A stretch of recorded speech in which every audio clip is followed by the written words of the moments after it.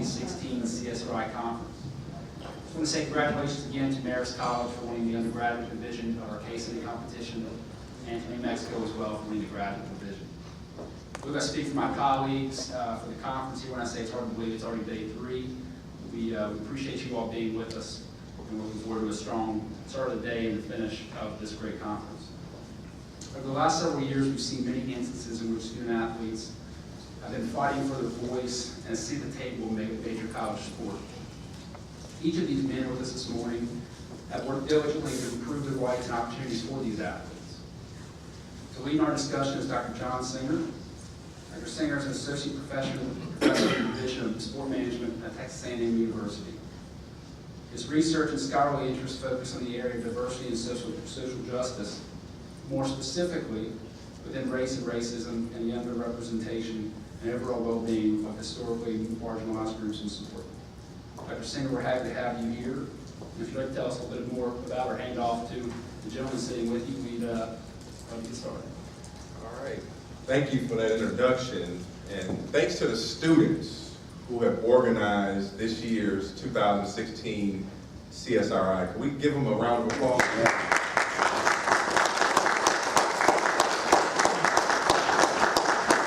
I'd also like to personally thank Dr. Richard Southall for his friendship as well as his vision nearly a decade ago in creating and bringing CSRI into existence, because it provides a space and a place for us as stakeholders of college sport to critically examine, understand, and hopefully ultimately address some pertinent issues in college sport today.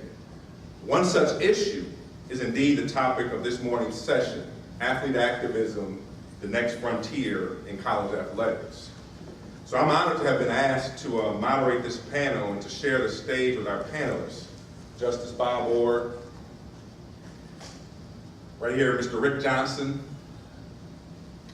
John Shoup, and we have 2 additions, kind of an impromptu thing this morning as we're about to start. 2 student athletes, let me back up, 2 athletes from The Ohio State University, Ben Buchanan and Gerard Balls. Yeah, students, yes, awesome. And so I'll talk a little bit about the panel that they participated in yesterday, but we're glad to have them, so we'll incorporate them into this discussion. But before I introduce the panelists, I just want to kind of make a brief statement. So my role this morning is to set the tone for the discussion, to facilitate meaningful and fruitful dialogue, and to keep us on track.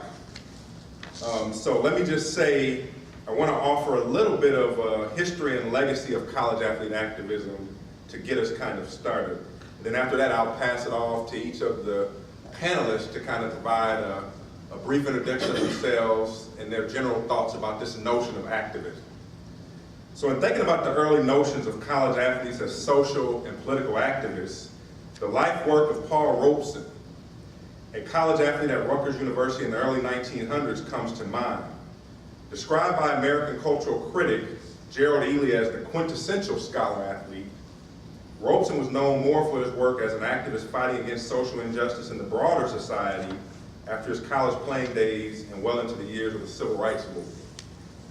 Of course, some might consider his mere presence, participation, perseverance, and excellence — he was an All-American, after all, in football — as one of the only few black athletes in college sport at these historically white institutions during that time, as a form of activism and resistance against the overtly racist college sports system at that time. It could be argued that Robeson's activist work really helped lay the groundwork for the activism of Dr. Harry Edwards, author of the book The Revolt of the Black Athlete, and many of the athletes, both known and unknown, who fought against racism and other forms of social injustice in the broader society and college sport during the Civil Rights era and beyond. So I'm thinking about, for example, the Syracuse Big 8.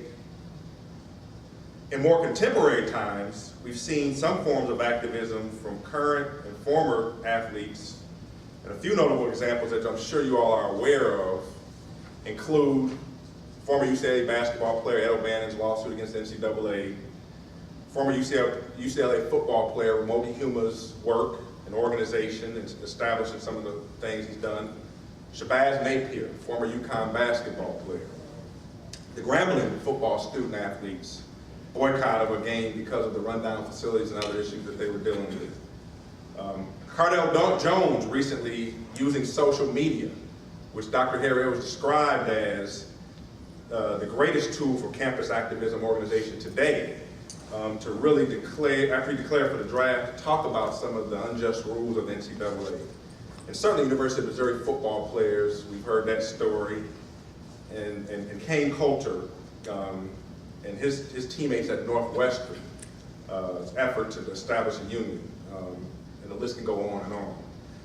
But anyhow, these are just a few examples I wanted to kind of bring up. And then in addition, there's some scholars, so I'd be remiss if I didn't give a shout out to my beloved former student, Dr. Kwame Ajiman. When he was a doc student of mine at Texas A&M, we did some research with black male athletes and looking at their perceptions of this notion of athlete activism and published some of that work. And he's done some other work in that area. And also, as we talked about the panel from yesterday, led by Dr. Brian Turner, was another example of giving voice to the athlete who needs to be featured and centralized in this discourse on college athlete activism. All right, so I'm glad to have him join us to contribute to our discussion. So I'm going to turn our attention now, though, to our panelists, and we'll start with our judge and lawyer, and our coach, professional and college football coach, and then we'll bring the athletes into discussion after these gentlemen provide an introduction of who they are and their background and their notion of activism. So I'll start to my left with Justice Bob Orr.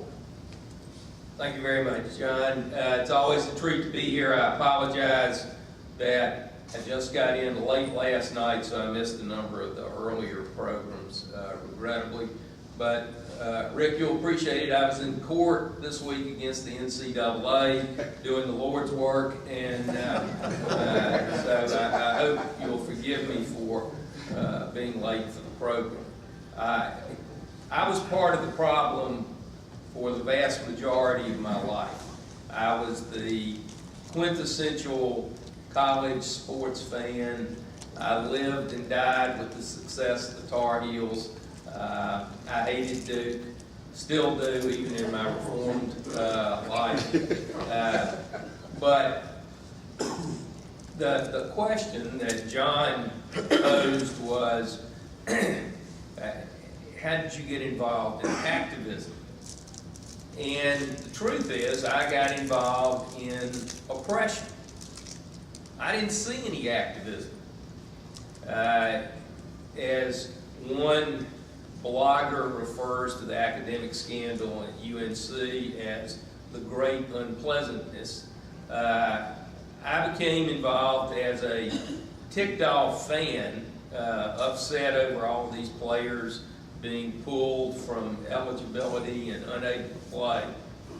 And read one story about a particular player whose mother had driven from New Jersey all the way to Chapel Hill and was sitting with tears in her eyes talking to a reporter about how it just couldn't have happened to her son. He had been declared permanently ineligible and guilty of academic fraud. And so I arranged through a reporter to meet with this mother and her son, Devin Ramsey.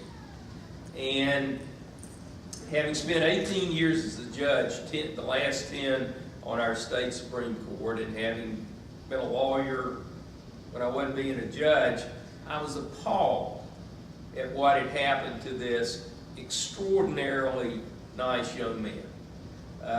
It involved a 3-page sociology paper in which he had asked a tutor to take a look at his draft before he turned it in the next day. 2 years later, he's interrogated and questioned about this paper, which he candidly said, you know, truthfully, I don't remember it. It was 2 years ago. It was a 3-page paper.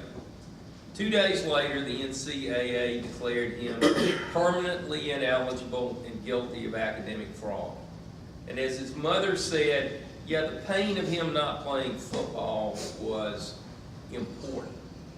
But when you see your son's name scrolled across that ticker line, on the ESPN Thursday night game. And it's saying that he's been declared permanently ineligible for academic fraud. The damage to him personally and to his reputation was insurmountable in so many ways.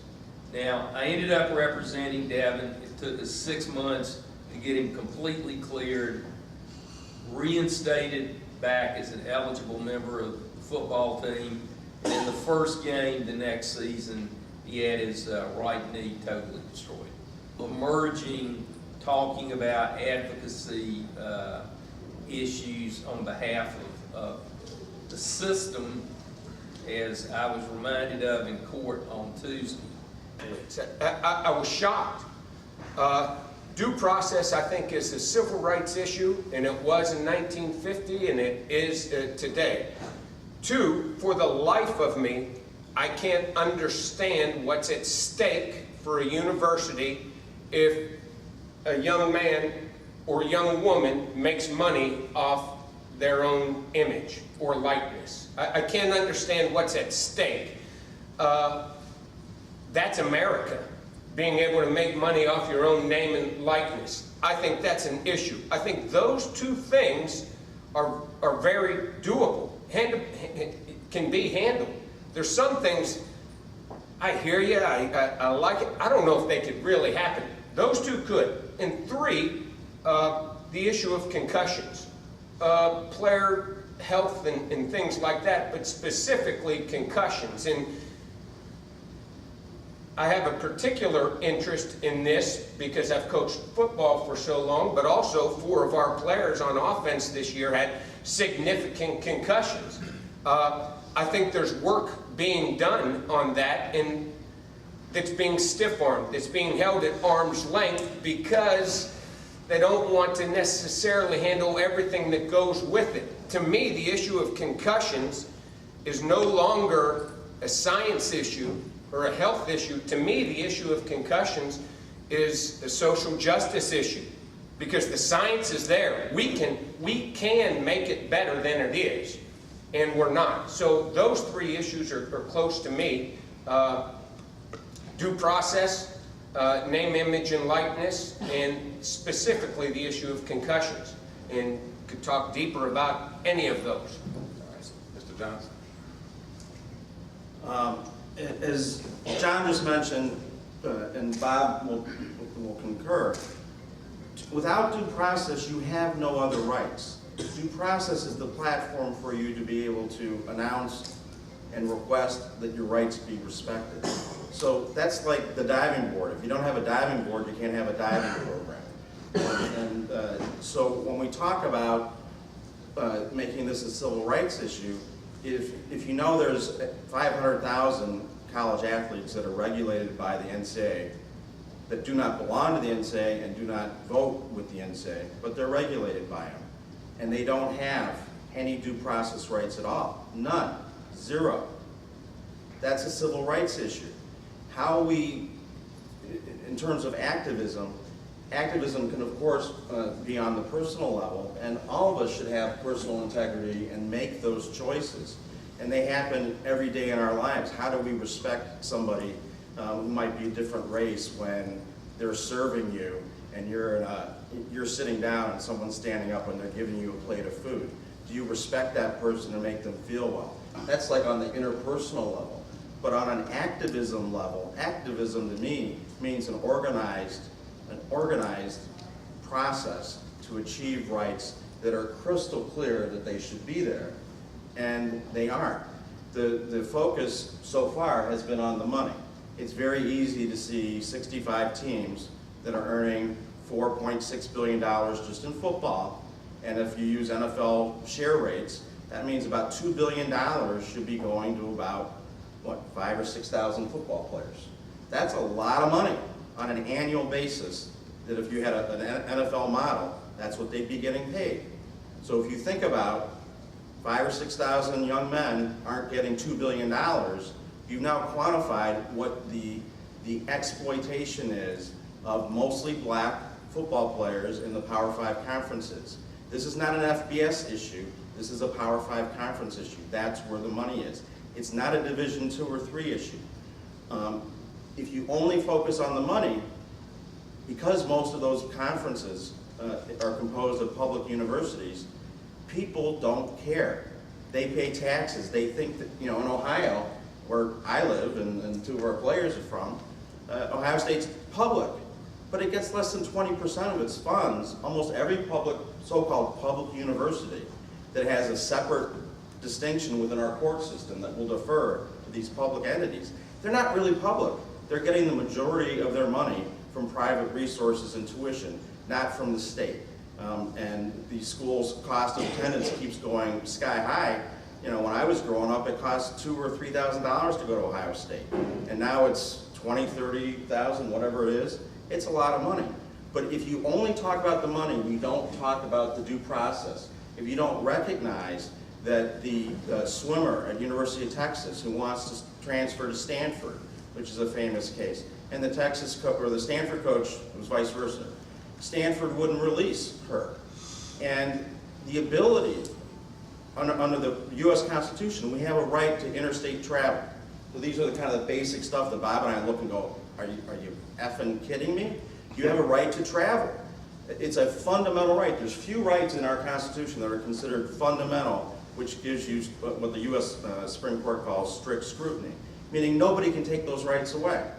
And a coach at Stanford can tell someone that they can't go swim and dive at Texas. And they're both, well, Texas is a state actor.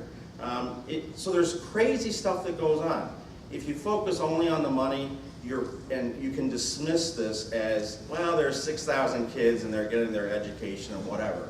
If you understand there's 500,000 kids who are being deprived, first, of due process across the board. They're being deprived of disability insurance. There is no disability insurance offered unless the program chooses to do it. And for the catastrophic injuries, there's so-called NCAA catastrophic insurance with a host of exceptions, and so on. You really get whatever somebody chooses to give you. That's not a right. A right means that you have a right to health insurance, a right to disability insurance. For the few deaths that happen every year, you have a right to life insurance. These aren't things you should have to ask for. They should come in a program that earns this kind of money. And within all of this, most of the money comes through the conferences. The reason I focus on the Power 5 is the NCAA makes about $800 million a year. The Power 5 conference, I already told you, is about $6 billion a year. Where is the real money and where's the real power in the system, and where can you affect real change? Which gets us back to focusing on the money in the Power 5, because you can push people's buttons there.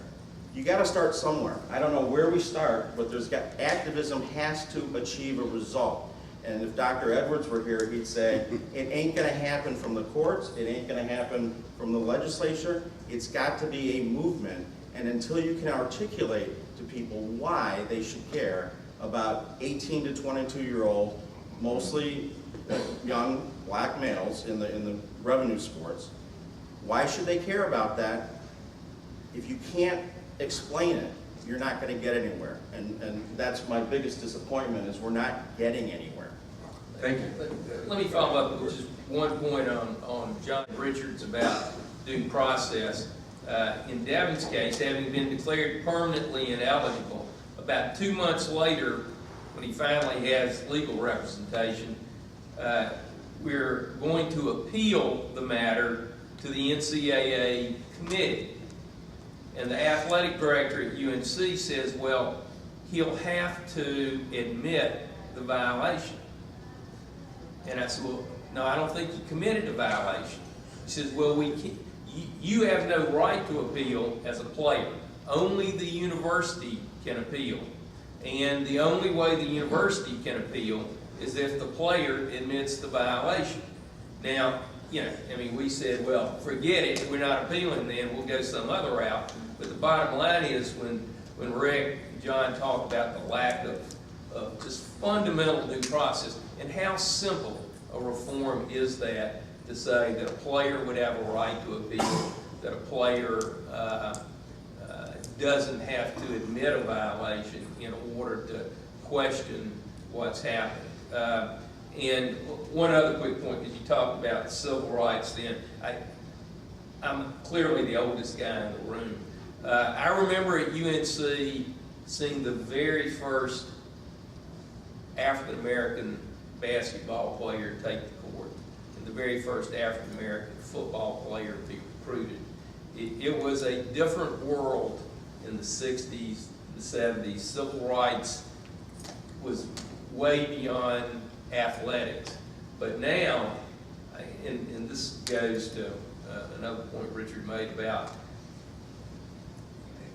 what I see consistent with attitudes in the 60s, and I grew up in the South, and attitudes now about players is, well, I can't believe they would want to stir up trouble. They're so lucky to be able, back then in the 60s, well, they're just lucky to be here. You know, they shouldn't be out there in the streets protesting and marching for greater rights. You know, today we hear sort of the same thing. Look at what Clemson's building for those football players. You know, they're the luckiest kids on campus. We shouldn't, they've got no right to be complaining. And Rick, I guess one of the challenges in communicating to the broader public, because what they see or what they perceive as these benefits that the players get, and they don't see the downside of everything. I'm going to bring the athletes here today, but I want to make a statement because it kind of ties into what you all said. I want you all to respond as well as Coach Shute. So Robert Turner, in a book that he's writing, described college sport. He drew from the work of Goffman in describing college sport as a totalizing institution that coerces athletes into surrendering control over his or her life. And he talks about how coaches and other leaders indoctrinate their players to be totally obedient and sacrifice themselves for the benefit of the quote-unquote team. And he talks about this notion of an athletic habitus, right, or a system of dispositions and ways of thinking about and acting in the sports world. And he talks about how participation in this world often alters and at times suspends the developmental processes of athletes during the transitions to adulthood. So basically he talks about this notion of indoctrination, power, and control being embedded deeply into the ethos of college sport. How do you all respond to that, athletes, and then we'll come to Coach? Yeah, that's an incredible statement. That was really neat to hear it articulated like that. You know, I can speak for the coaches I played for, Jim Tressel, Luke Fickell, Urban Meyer. Urban Meyer, the most recent individual, phenomenal coach, but I like to describe him as a very military-like personnel, almost a drill sergeant. And that's phenomenal that was stated right there. I think in any team sports, and I know my experiences at Ohio State, if you were seen as an individual or as an activist or one that was willing to kind of stand up for yourself, that was almost a negative. You were almost seen as an outsider. You know, it's team, and that's what it is. When it's broken down to its most simplistic level, it has to be a band of brothers and everyone together. So I would definitely agree with that statement that if you're willing to kind of maybe question some things, maybe look on the outside, sometimes it's viewed as a negative. It's viewed as a negative in sports. I would agree with that. Yeah. So as a current athlete, I don't really want to comment on that because I don't.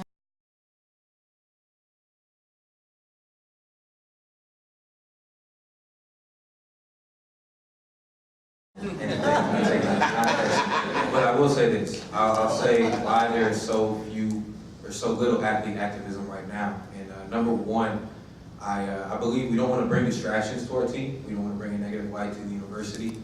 And me personally, right now, I just finished spring practice and I'm competing for a starting job. So why jeopardize that? Why jeopardize my future to speak out? And a lot of athletes feel that way, and it can be very tough to where you may have this feeling in your heart, but you don't necessarily want to say anything because you don't want to bring that bad light. And so that's number one. And number two is the NCAA and sometimes even your coaches are such a big entity that you just really don't think it's going to make a difference if you do say anything. So I may disagree with what's going on, but I don't believe I can really change it. So that's number two. And then lastly, I really do believe that the root of the issue is the way the media portrays athletes, and just that we're athletes and that's it. So growing up, you see guys on SportsCenter, ESPN, and they showcase athletic ability, and all that's great. You're then socialized to believe that's all you can become, and you can't really do anything else outside of that once you're in that space. And so really, I think those are 3 reasons, to me personally, why there's so little athlete activism right now. Coach Shu. Yeah, well, that's a pretty thick statement you read right there. A couple of things I'll say, and I'll start with this. You know, it's really complicated to be a coach, you know, and stand up for what you think is right sometimes. As a coach, I've always thought of myself as a member of the faculty. Faculty members didn't always think that, but I always did. And I always thought of myself as a teacher. And I've always tried to help the young men I worked with to learn to think for themselves. That's what football is. You're learning to think, to improvise, to make decisions on your own. And I've always tried to do that. But there's always a limit. Like you said, you can feel it, but you don't want to cost yourself that starting job. I can feel it, but I kind of check swing, because the bottom line is I was getting paid a lot of money, you know? And my wife, sometimes, you know, in those conversations at home, she says, that's hush money. It is. I'm paid a lot of money, and they say it to coaches too. Why don't you shut up and just be glad you're paid a lot of money? Well, at some point, the rubber hits the road, and you're either going to stand up for what you think is right, or you're not. You can't say you're an advocate, but not advocate. What did King say? The road to racism is paved in apathy. There's a lot of apathetic coaches now. They know it. But man, hey, now this is, I got a pretty good deal now. I got a pretty good deal. And there's players, they know it, but man, how am I? So this is what I'd say. Faculty members, especially if you're tenured, are in a unique position. Many of you know who Jay Smith is from Carolina. Jay Smith and I don't agree on there's many things we don't agree on. But Jay has become a very good friend. When I was at North Carolina, once a month, we'd go and have breakfast together and we'd talk about things. And I'd say, man, no, it ain't like that, it's like this. And he'd say, no, it ain't like that, it's like this. You know, and we'd argue and we'd talk. And to this day, we don't agree on everything. That's okay. But the one thing he had that I didn't have was tenure. He could say what he wanted to say. Richard can say what he wants to say. The power of the written word, the power of speaking up, all that stuff. Me, if I say it, I'm gone. If you say it, you're gone. If he said yesterday in our meeting, he said this, I'm a professional football player who goes to class in my free time. That's what he said. He said that. I'm a professional football player that goes to class in my free time. If we're going to advocate for student athletes really being able to have access to education and stuff like that, man, you can't unhear that, brother. You can't unhear it, and I want it to. Either you're going to do something about it, and if you've got tenure, you're in a unique position to do something. Coaches can try, but I'm telling you now, it's easy to say stand up for it. For 26 years now, I've got a wife who I come home, are you doing this? Are you doing? You check swing because you're paid a lot. It's easy, and all of you can say, well, why didn't you do that? Why didn't you do that? All of you can tell him, well, why don't you stand up? Why don't you stand? It's hard, man. It's real hard. But if you've got tenure, you're in a unique position that none of us, except for Dr. Singer, maybe, are in. I'd encourage you to write, to talk, to speak, to don't be quiet. If you know something's wrong and you're apathetic and don't do something about it, don't say you're an activist for student athletes. Just don't say it. All right, no, we have like 15 minutes. Let's go ahead and jump into Q&A. Let's do that. How about that? This gentleman had his hand up first, and then we'll come back to Alec. I think this crowd, the fact that this crowd, you're singing the choir. But if you think that tenure protects you from negative actions for speaking out, I think you're very misinformed. I don't know about my colleagues, but speaking out against the athletic mechanism, even at a school like Radford University, is fraught with potholes. And you have to be very, very careful about who you step on. What do we value most at Radford? What do we pay most? Men's basketball. And then you can go down the line. And, you know, I make $66,000 a year. So when I hear coaches saying, I don't have protection, and they've got $1 million contract, who needs protection when you get a $1 million contract to coach? So I think the faculty in here do speak up to the level they can, but you need to be very, very careful, even with tenure. At least that's been my experience. I don't know, some others might disagree with that. Ellen? To come off of that, I think the vulnerabilities pit us against each other in ways that aren't helpful, right? And suppress all the voices that could advocate. And Jared, I wanted to just ask you, I am an advocate, but I find it very, very hard to access the players. I find that the athletic department apparatus, and I'm the former director of athletics, who's a professor, but I find it very hard to access athletes to let them know that I can help. And I'm struggling with this because, to me, I think we need player representatives who create that buffer for you. But I don't know how to create that mechanism to make that happen.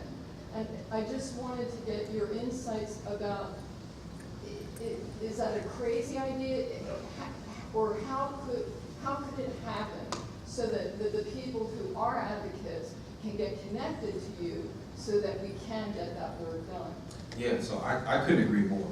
And right now, I think, I call it we're in a state of triple darkness. Players don't know that we don't know that we don't know. Because we're in it so deep to the point where we just want to do well. We want to please the fans, please our family, please our coach, and please ourselves as well while we're in this process. But I really believe with player representation, it starts with the coaches. Because the coaches are the main stakeholders. Right now, my coach told me to run through that wall. I'm going to think about it, but I'm going to do it. So I think we have to get the players, but along with the coaches to come together, because the players, I really believe, can only do so much. We need reinforcement, we need help in this process, and it also begins with education. And like I said, there's so many guys who just don't know and are going through this process just saying yes to everything and not really having their eyes open. I mean, I was lucky enough when I transferred, I realized this is very much a business-like process. And so that's what really sparked the change and ideas within myself. But a lot of guys don't have that during their collegiate experience. So just getting together with coaches as well as players for representation and having that at a conference, at a team level, at a conference level, and a national level as well. Who we have next? Dr. Cooper.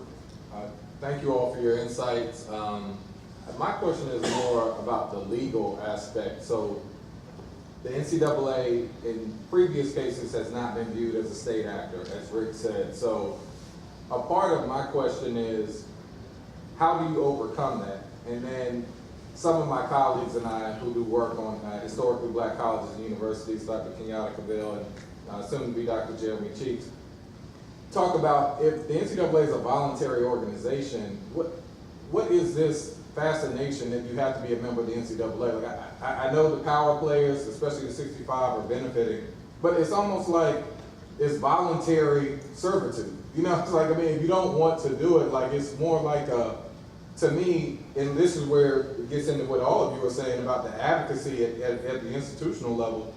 Why do we have to agree to these terms? Like, why don't we do something else? It's difficult, I get that, but it's not like the NCAA is the law. Like, and it really bothers me when people say it's illegal. It's not illegal, it's just against their rules. But they are the law because they say they are, and 1,200 universities agree with it, and it trickles down to the point where a player will walk through that or run through the wall if his coach tells him to, and the coaches are disempowered, although at a different salary level than the professors are.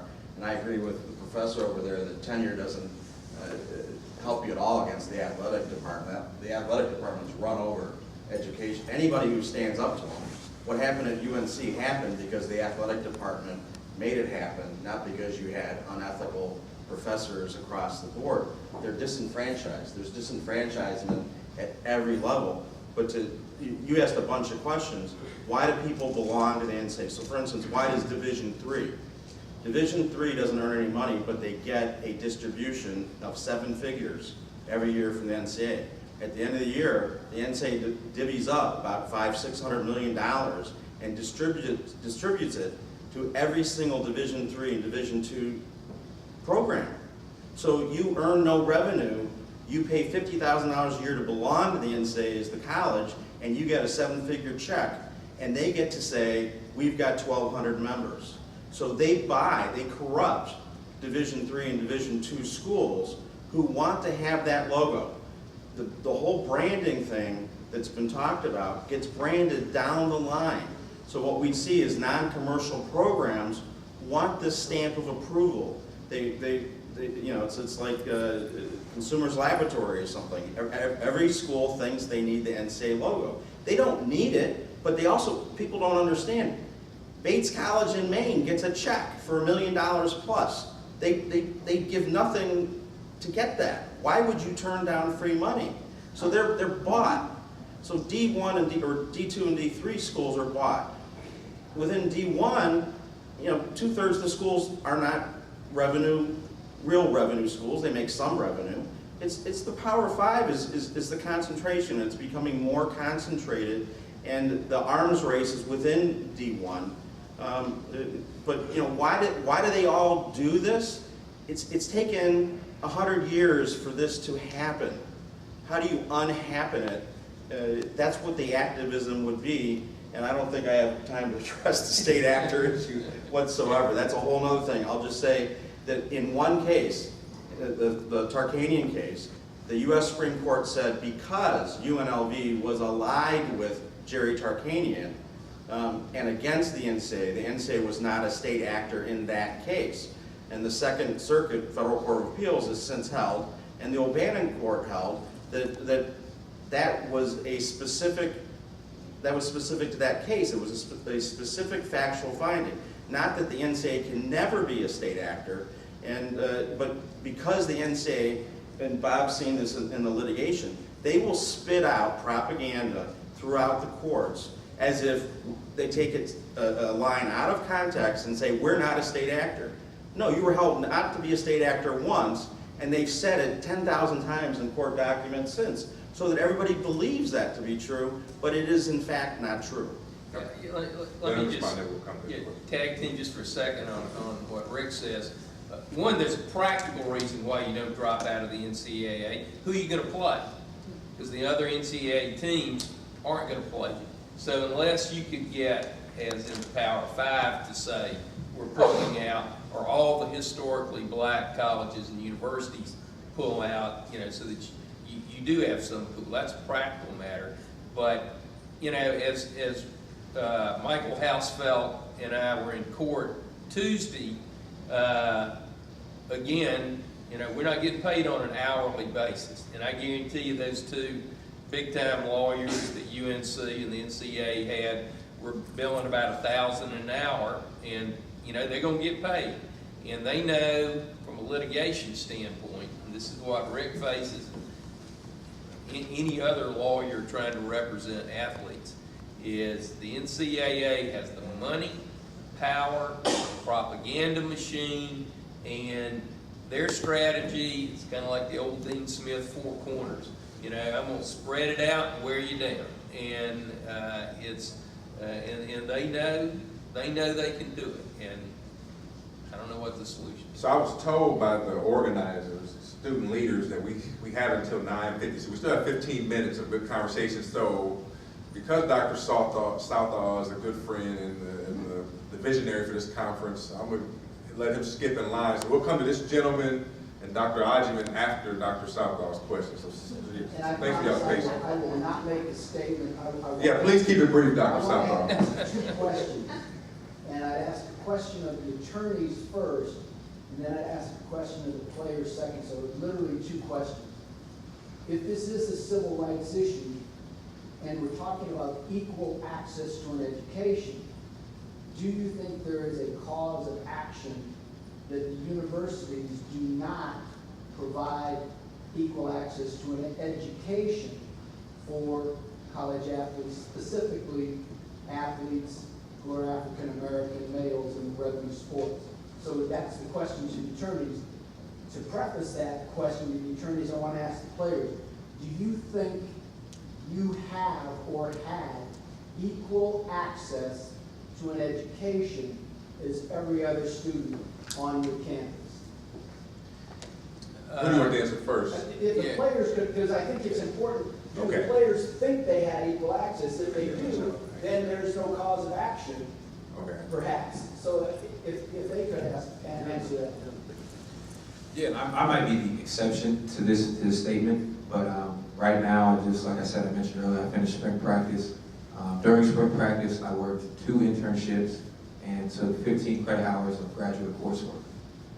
So do I believe I had equal access? Yes. Put my resume up against another student, it will probably be better than most students because I made the commitment and sacrifice to do that. Now, most student athletes, I don't know, I can't answer to them. But what I do know is most guys in my locker room aren't taking advantage of the services that are there. The time demands are unbelievable, but is it possible? Yes. Is it extremely, extremely hard? Yes. So focus in on what you just said, the time demands are incredible. Do the time demands preclude equal access? It depends how bad you want it. If you really want it, you can get it. Okay? Spoken like a player. Which I appreciate. That's, and the old coaching is, hell yeah. So in terms of the cause of action, when you look at the graduation rate data that you produce and the center produces, which I don't know what Bob thinks about it, but the quantitative data, instead of talking about people's opinions, when you have data that shows the racial disparity of graduation rates, and you can show that university programs are doing special admissions for people who are not qualified for that program, which is one of the reasons they don't graduate. And then you go to what Jared just said. Anybody who has this man's intelligence, and he's exceptionally eloquent, I'm very impressed with how you can address these issues at your young age.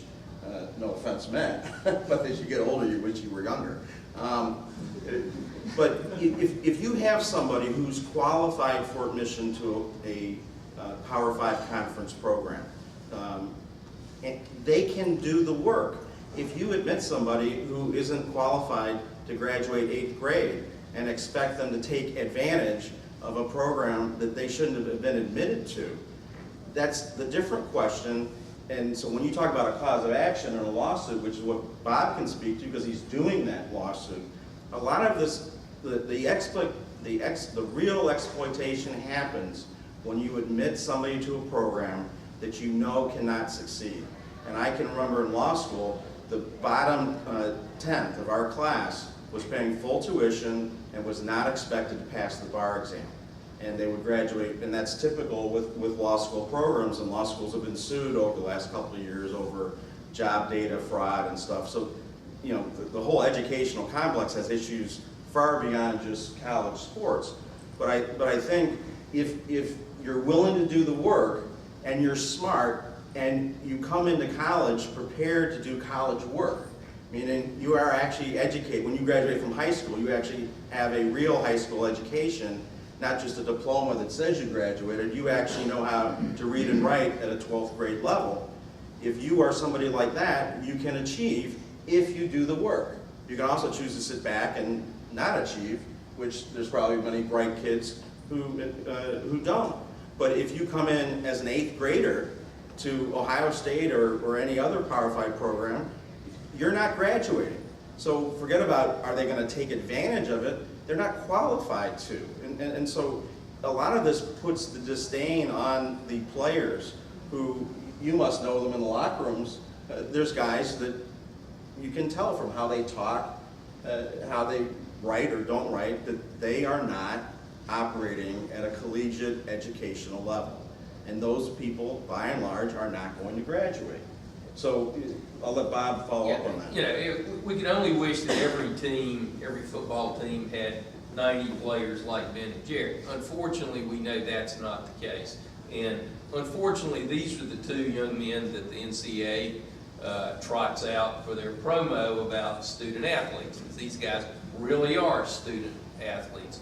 But on the education front, and going to Richard's question, there's a line of cases that says if it's an educational malpractice claim, in other words, you're just not really doing a very good job educating the student, you don't have a cause of action. And therefore, easy cases, slack professors, majors that really don't take you where you need to go from a career standpoint, don't generate a legal claim that you can be successful on. In the UNC deal, we essentially were required to argue that the courses, because there was no faculty involvement on the front end, no faculty involvement in the middle, there were no classes, there was no faculty grading on the back end, and in some cases, the grade roll had the real faculty member's signature forged, that those were fraudulent classes, which is different from educational malpractice. And we'll see, you know, how successful we are in making that argument, but I think it's going to take some very creative lawyering to come up with a theory that the courts will buy that putting college athletes in general studies, in which a third of their classes are online, tutor-assisted classes, that will be a really, really difficult legal action.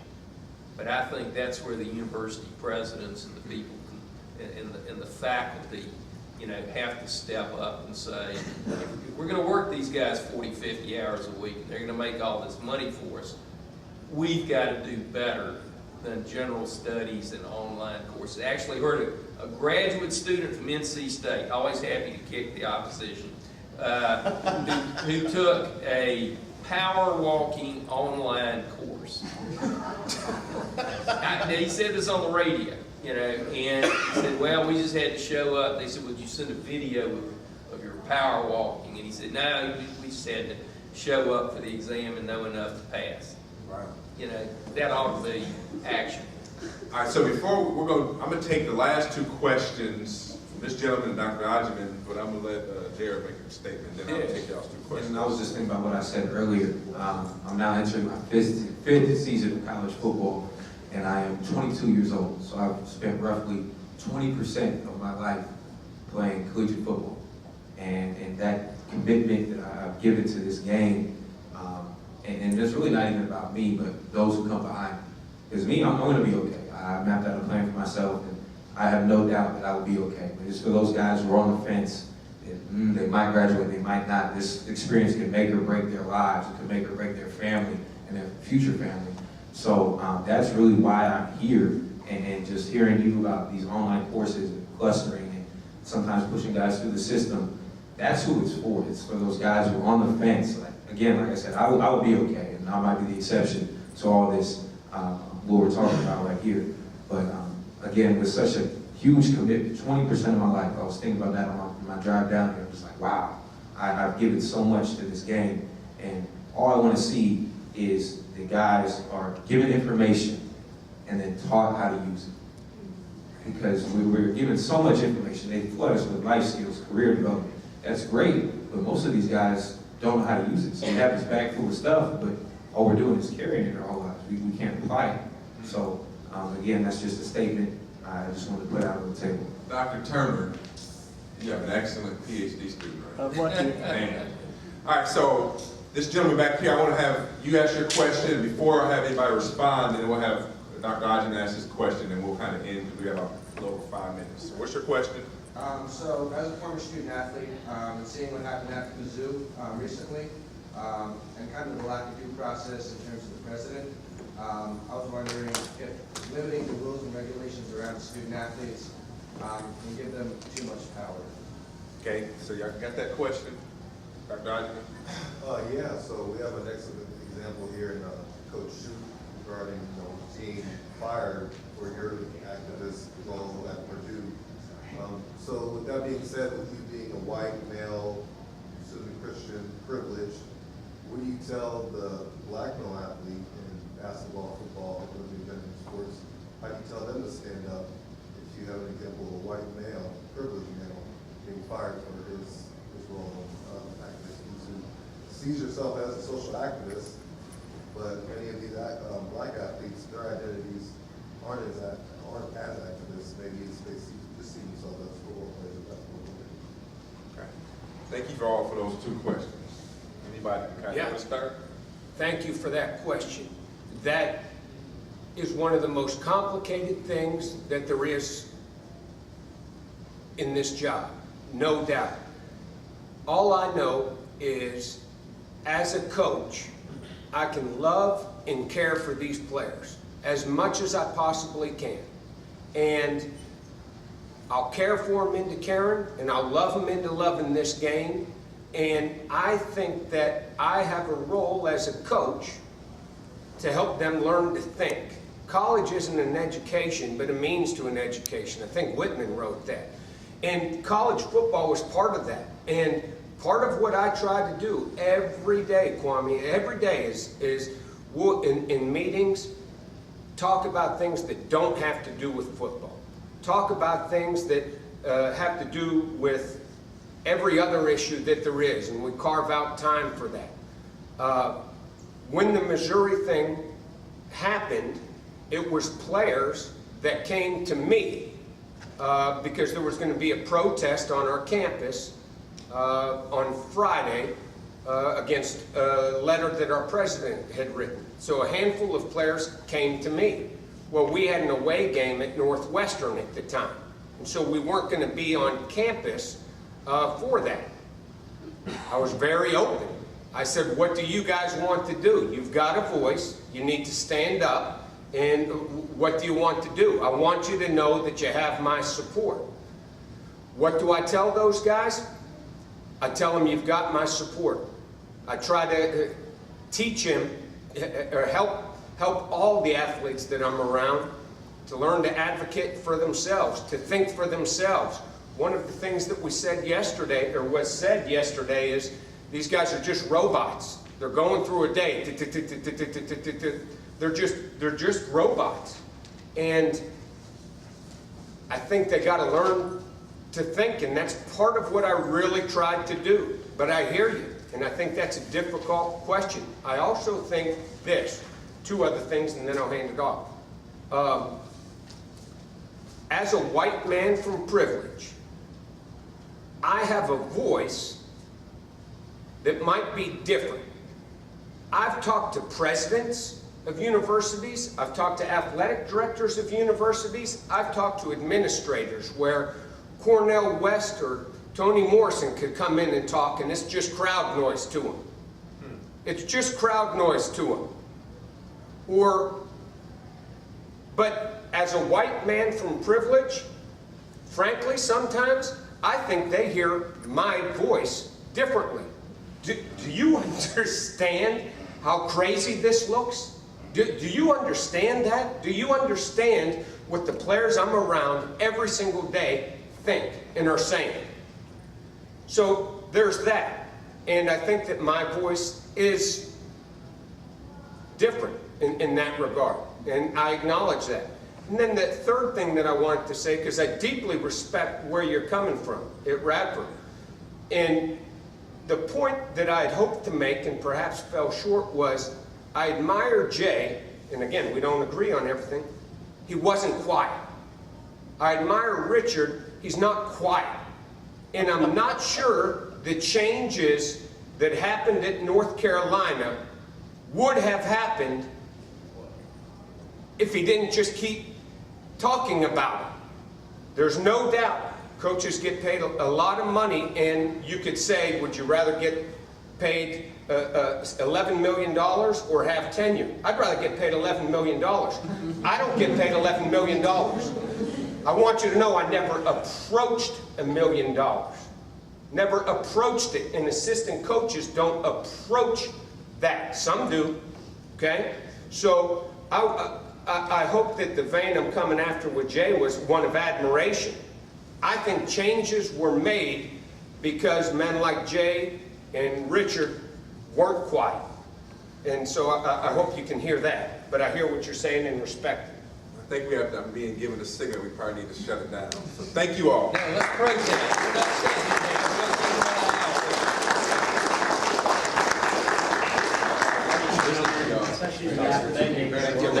College Station. All right, Randy, we can figure out a way.